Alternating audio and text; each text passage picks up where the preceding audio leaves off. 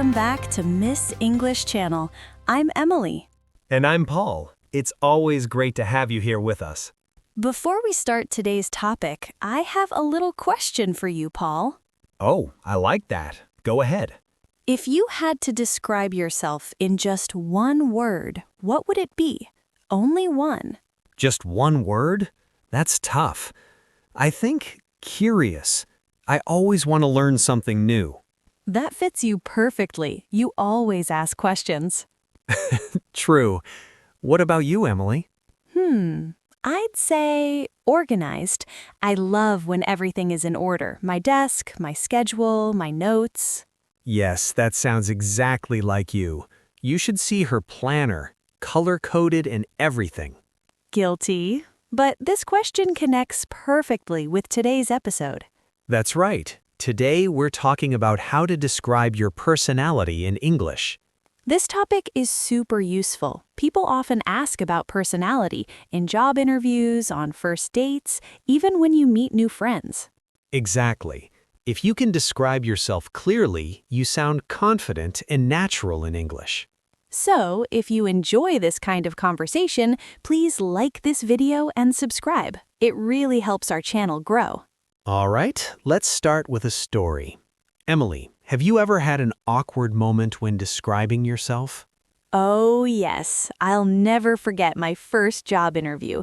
They asked, "Tell us about yourself," and I completely froze. Uh-oh. What did you say? I said, I'm nice. That's it. Just, I'm nice? Yes, it was terrible. I didn't know what other words to use. Don't worry. After today's episode, that will never happen to our listeners again. I hope so. Let's start with some positive personality traits. Words you can use to describe yourself in a good way. Okay, how about friendly? Everyone loves a friendly person. Definitely. If you're friendly, you're warm, easy to talk to, and you make people feel welcome. My neighbor is super friendly. Every morning he waves and says, "How are you?" It always makes my day a little brighter. That's so sweet. I think I'm friendly too, but maybe not before my morning coffee. I understand that. Another great one is honest. Being honest means you tell the truth. You're real. Right. I value honesty more than almost anything else. If someone lies to me once, I find it hard to trust them again. Same here. I prefer someone who tells the truth, even if it's bad news. Exactly. You can say, "I'm an honest person," or "Honesty is really important to me." Perfect. Now let's talk about hard working. That's a great one for job interviews. Yes, hard working means you try your best. You don't give up easily. You're committed. My sister is incredibly hardworking. She's studying medicine, and sometimes she studies until 2 a.m. Wow, that's dedication. I'm hardworking too, but I still need my 8 hours of sleep. Same here. Sleep keeps us smart. Okay, what about confident? Ah, yes. Confident means you believe in yourself. But remember, confidence is not arrogance. Exactly. Confidence is knowing your worth without thinking you're better than others. I like that. For example, I'm confident in my English teaching, but I also learn from other teachers. That's the spirit. Confidence attracts people. Arrogance pushes them away. Well said. Next word, patient. Are you a patient person, Paul? I'm trying to be. Patient means you can wait calmly without getting angry. Teachers need a lot of patience. Students often ask the same question 5 times. That's true. I've learned that getting upset doesn't help.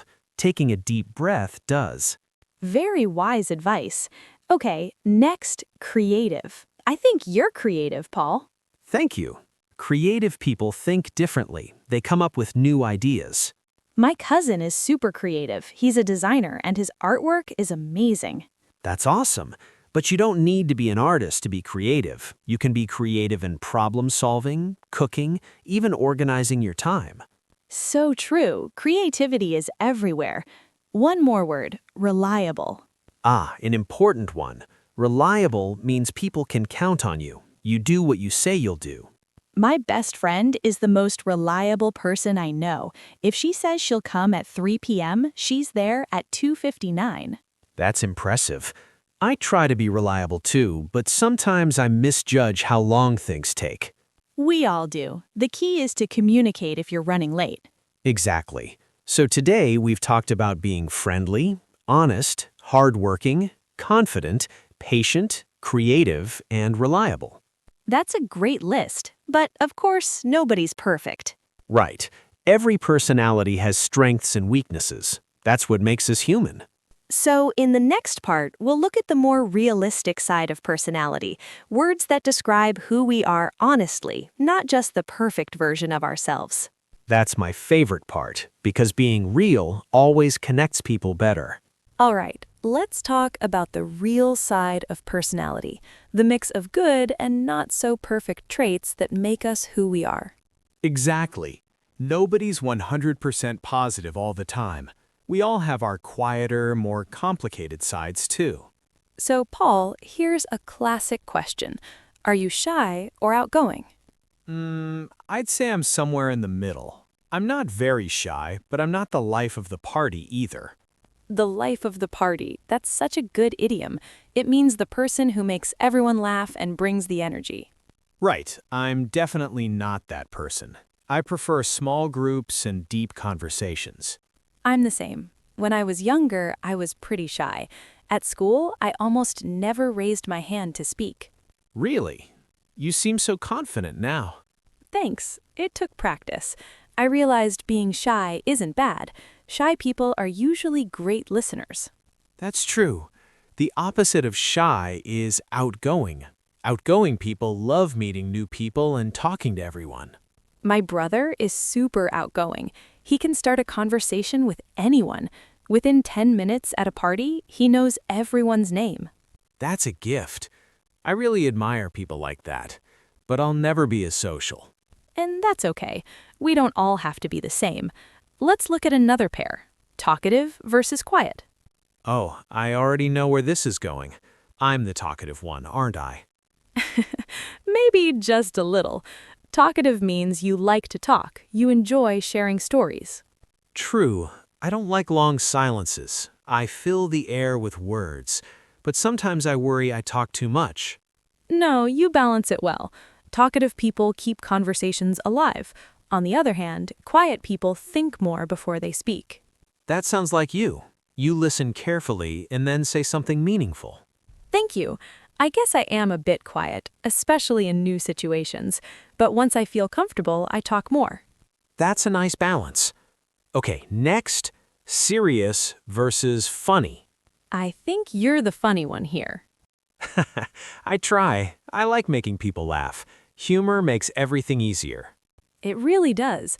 But serious people aren't boring. They just focus on getting things done. Exactly. We need both.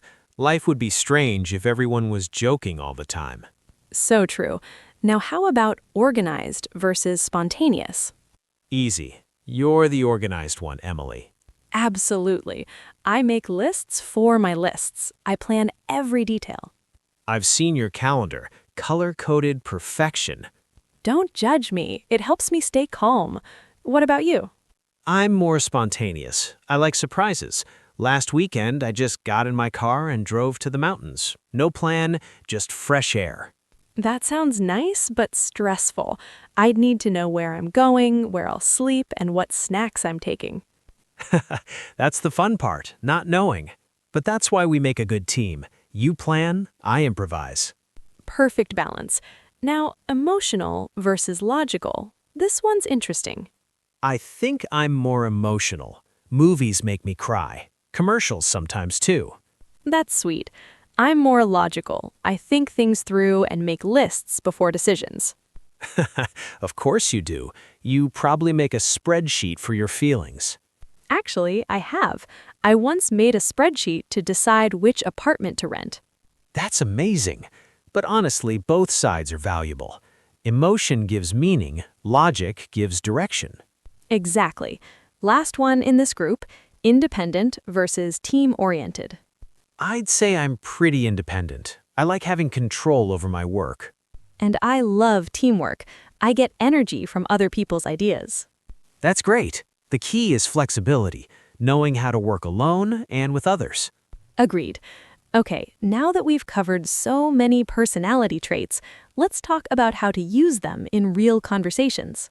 Yes, the patterns, because sometimes we know the words, but not how to put them together naturally. Exactly. Let's start with the first pattern. I would describe myself as. That's a strong and polite way to speak about yourself, especially in interviews. For example, I would describe myself as organized and detail-oriented, or I would describe myself as creative and open-minded. Sounds professional and thoughtful. Definitely better than just saying, I'm organized. Right. Pattern number 2, people say I am, or people tell me I'm. I love this one. It sounds humble. You're not bragging, you're sharing what others notice about you. Exactly. For instance, people say I'm a good listener, or people tell me I'm patient. That's a great tone. You're confident but not showing off. Pattern number 3, I tend to be, or I'm generally. This one shows self-awareness. You understand your habits, like, I tend to be quiet in new groups. Or I'm generally optimistic, even when things get difficult.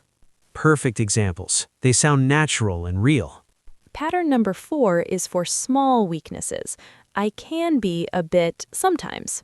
Oh yes, that's a soft way to talk about your not-so-perfect side. Right. You can say, I can be a bit impatient sometimes, especially when I'm stressed, or I can be a bit talkative when I'm excited. That's you. Maybe, but notice how we add a reason. It makes it sound honest but balanced. Good point. Always explain the context. Good point. Pattern number 5, I'm the type of person who. I like this one a lot. It shows personality through actions. For example, I'm the type of person who always arrives early. Or I'm the type of person who remembers birthdays. It's specific and real. And finally, pattern number 6. I'm working on becoming more, or I'm trying to be more. Yes, this one shows growth. You're improving yourself. For example, I'm working on becoming more confident when speaking English. Or I'm trying to be more spontaneous and less strict with my plans. That's you again. It is, but it's true. That pattern shows you're self-aware and open to change. Exactly. People love that energy. It feels positive and mature. Let's review those 6 powerful patterns quickly before we go on. Sure. Here they are again. I would describe myself as people say I am, I tend to be, I can be a bit sometimes, I'm the type of person who, and I'm working on becoming more. Perfect summary. Now, let's put them together in real examples. Okay, I'll go first. Here's how I might describe myself. I would describe myself as friendly and outgoing. People say I'm a good communicator. I tend to be optimistic, even when things are difficult. I can be a bit talkative sometimes, but I'm working on becoming a better listener. That's wonderful. You used 4 different patterns so naturally. Thanks. Your turn, Emily. All right. I would describe myself as organized and dependable. People tell me I'm detail-oriented. I'm the type of person who always has a backup plan. I can be a bit serious sometimes, but I'm trying to be more relaxed and spontaneous. That sounds great. Professional, but still real and warm. Thanks. And see how these sentences sound so much better than just I'm organized? Exactly. Using these patterns helps you sound more natural, thoughtful, and confident. Now, here's something interesting. Our personalities can change depending on the situation. That's so true. I'm not exactly the same person at work as I am at home. Same here. Let's explore that a little. How would you describe yourself at work? At work, I'm focused and professional. I'm punctual, I meet deadlines, and I communicate clearly. Nice. You could say, at work, I'm very professional and reliable. Exactly. Now, what about you? At work, I'm careful and detail-oriented. I like to plan things ahead. But with my family, at home, I'm more relaxed and playful. Same. With friends or family, I joke around more. I don't worry about sounding perfect. That's such a healthy balance. You can also say something like, at work, I'm serious and focused, but at home, I'm easygoing and cheerful. Good phrasing. You can use that for interviews or daily conversations too. Exactly. Another useful way to think about personality is how it changes in new situations versus familiar ones. Oh, yes, that's a big one. When I'm around new people, I tend to be quiet. I observe first before jumping in. Really? You always seem confident to me. Thanks, but once I feel comfortable, I open up quickly. That makes sense. You could say, I'm a bit reserved at first, but I warm up once I know people. Exactly. How about you? Pretty similar. In new situations, I'm cautious and polite, but with close friends, I laugh loudly and talk a lot. I can imagine that. It's nice how personality adjusts naturally. Yes, it's not about being fake, it's about comfort and context. Speaking of context, let's talk about stress. How does your personality change when you're under pressure? Not in the best way. When I'm stressed, I can get impatient. I want everything done fast. That's very human. When I'm stressed, I become quiet. I like to be alone for a while to think. That's actually a healthy response. You know yourself well. Thanks. So you might say, under pressure, I tend to become quiet and focused. Or, when I'm stressed, I can be short-tempered, but I try to take breaks. Those are good examples. Self-awareness is powerful. It shows emotional maturity. Totally. Now, what about in formal settings, like interviews or meetings? Oh, yes, that's an important one. In interviews, you want to show your professional side, not your relaxed weekend self. Definitely not the beach version of you. Exactly. You could say, in professional settings, I'm punctual, reliable, and detail-oriented. I work well both independently and as a part of a team. That's perfect. You're showing flexibility and professionalism at the same time. Yes, and it's also smart to match your personality to the job or situation. For example, if you're interviewing for a sales job, highlight your outgoing and confident side. Right, but if it's for research or writing, focus on your patience, independence, and attention to detail. Exactly. Read the room and adjust your message. Speaking of adjustments, let's talk about common mistakes people make when describing their personality in English. Oh, yes, I've heard many funny ones from my students. Let's help our listeners avoid them. Mistake number 1, saying, I am boring, when you actually mean, I am bored. A classic. I am boring means your personality isn't interesting, that other people feel bored around you. But if you just feel bored right now, you should say, I'm bored. Exactly. I'm bored means you have nothing to do right now. I'm boring means you make others feel bored. Big difference. Huge difference. Don't tell someone I'm boring unless you really mean it. Please don't. Okay, mistake number 2 is I am very shy person. Right. You need the article Say, I am a very shy person, or simply, I'm very shy. Same with other traits. I'm a very friendly person, not I'm very friendly person. Good reminder. Mistake number 3 is saying, I have patience, or I have creative. We don't use have with adjectives. You say, I am patient or I am creative.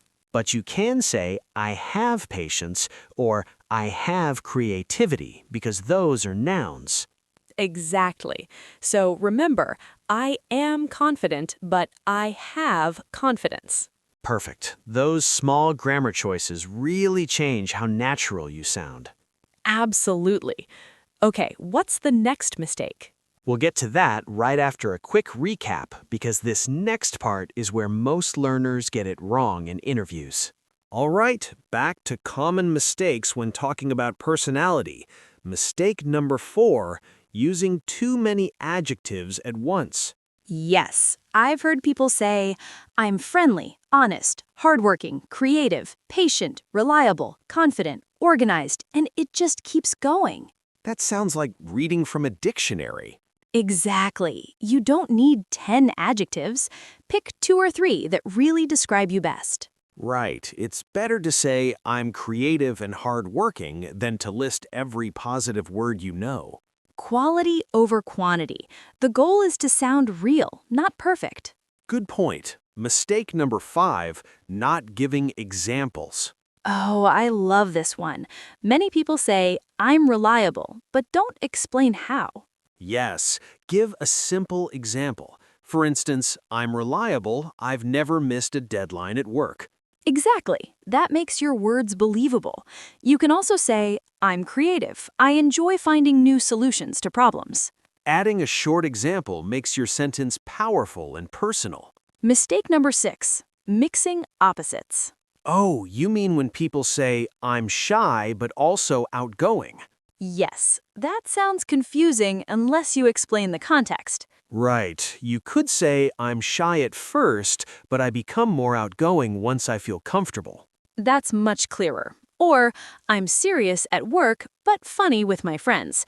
Context changes everything. Absolutely. Mistake number 7, being too negative in job interviews. This is a big one. When they ask about weaknesses, never say, I'm lazy or I'm unreliable.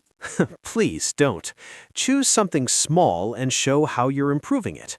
Exactly. For example, I can be a perfectionist sometimes, which means I spend extra time on details. Or, I'm still developing my public speaking skills, so I've joined a speaking club. Perfect. That shows honesty and growth. Mistake number 8, being dishonest. Yes, this one matters most. Don't claim traits you don't have. Right. If you say, I'm super organized, but you're always late and missing deadlines, people will notice. It's always better to be real. Authenticity builds trust. Exactly. Honesty and self-awareness sound more confident than pretending to be perfect. Now, let's move to something fun. Personality idioms. Oh, yes, idioms make you sound like a native speaker. Let's start with the life of the party. That means the most fun, energetic person at a gathering. Everyone enjoys being around them. For example, my cousin is the life of the party. Wherever he goes, people laugh and have fun.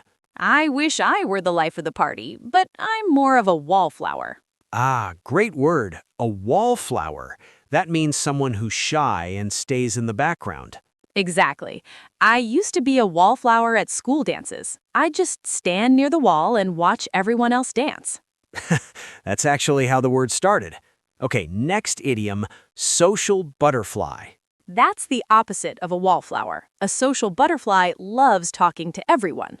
You can say, she's a real social butterfly. She knows everyone in the office. Or, I'm not a social butterfly. I prefer one-on-one conversations. Perfect. Next one, down to earth. I love this one. Down to earth means humble and practical, not arrogant. For example, even though he's famous, he's still down to earth. He drives an old car and eats at simple restaurants. That's such a good image. Another idiom, set in their ways. That describes someone who doesn't like change, someone with strong habits. My grandfather is set in his ways. He eats the same breakfast every single day. That's adorable. Some habits never change. Next, wears their heart on their sleeve. This one's beautiful. It means someone who shows their emotions openly. She wears her heart on her sleeve. You always know how she feels. Or, I try not to wear my heart on my sleeve at work. I keep my emotions private. Good balance. And the last idiom, old soul. An old soul is a young person who seems wise and mature for their age. That's lovely. These idioms make your English sound natural and expressive. Yes, but remember, use them naturally. Don't force them into every sentence. Exactly. Just one or two idioms in the right moment can make your English shine. So true. Now, let's help our listeners practice what they've learned. Good idea. We'll ask you a few questions. Try to answer out loud, okay? Don't be shy. Speaking helps you remember faster. Ready? Good. Question 1. What's one positive personality trait you have? Think for a moment, then say it out loud using one of our patterns. Great. Question 2. What's one thing you're working on improving about yourself? Remember to use I'm working on becoming more. Perfect. Question 3. Describe yourself at work versus at home. Use at work I'm, but at home I'm. Good one. And question 4. How would your best friend describe you? You can use people say I'm or my friends tell me I'm. Excellent. If you answered all 4 questions, you're already improving your speaking confidence. And remember, every time you practice out loud, you make your English sound more natural. Exactly. Don't worry about mistakes. Focus on expressing you. Wow, Paul, we've covered a lot today. We really have. Let's do a quick review before we say goodbye. Good idea. First, we learned positive personality traits: friendly, honest, hardworking, confident, patient, creative, and reliable. Then we talked about realistic traits: shy, outgoing, talkative, quiet, serious, funny, organized, spontaneous, emotional, and logical. We also practiced 6 useful sentence patterns for describing yourself naturally. Yes, patterns like I would describe myself as, people say I am, and I'm the type of person who. We explored how our personalities can change in different situations, at work, at home, with friends, or under stress. Right. We also talked about 7 common mistakes to avoid, like saying I'm boring instead of I'm bored, or using too many adjectives without examples. And we learned idioms: life of the party, social butterfly, down to earth, set in their ways, wear your heart on your sleeve, and old soul. Those idioms are amazing for sounding more natural in daily conversations. They really are, but more than that, today's topic was about knowing yourself, your personality, your strengths, and even your weaknesses. Exactly. When you describe yourself honestly, people feel closer to you. It's not about being perfect, it's about being real. That's something I love about our listeners. Everyone has a unique mix of traits. Yes, some of us are quiet, some loud. Some plan every detail, some go with the flow, but all personalities are valuable. And learning how to express your personality in English helps you connect with others more deeply in interviews, in friendships, even in small talk. Exactly. Words can show who you truly are. So if you're watching or listening right now, don't just memorize words. Think about which ones really describe you. That's the secret. Choose words that feel true. When your words match your personality, your English feels alive. That's so beautiful. Now let's do a little self-reflection together. A question of the day. Oh, I like that. If your best friend had to describe you in 3 words, what would they say? Good question. For me, my best friend would probably say funny, loyal, and a little disorganized. That sounds right. My best friend would say organized, dependable, and caring. That's perfect for you. So everyone listening, write in the comments, my best friend would describe me as blank and blank. We read every single comment, and we love learning more about you.